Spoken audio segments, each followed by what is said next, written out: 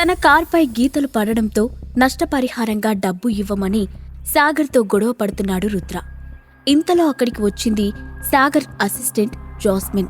ఆమెను చూడగానే రుద్ర తన దూకుడు తగ్గించి ఒక అడుగు వెనక్కి వేశాడు. ఈ రోజు కొంచెం ఓపిక పడితే మధులత స్వప్నలో గ్రూప్లోకి ఎంటర్ అవుతుంది. ఫ్యూచర్లో ఆమె సెలబ్రిటీగా మారితే తనకు కూడా లాభం ఉంటుందని అతను అనుకున్నాడు.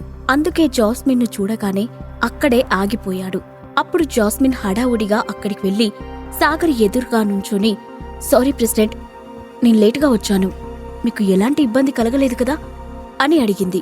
వెంటనే రేష్మ కూడా, సాగర్ సార్, మీరు బాగానే ఉన్నారా అని ఆందోళనగా అడిగింది. అది చూసి అక్కడున్న ముగ్గురు షాక్ అయ్యారు. సరిత అయోమయంగా చూస్తూ, నేనేమైనా తప్పుగా విన్నానా? ఇతను స్వప్నలో గ్రూప్కి ప్రెసిడెంటా? నేనింకా అతనిక్కడ వర్క్ చేస్తున్నాడేమో అని అనుకున్నాను అని మనసులోనే అనుకుంది. పాకెట్ FM డౌన్లోడ్ చేసుకుని కింగ్ ఆడియో సిరీస్ వినేయండి.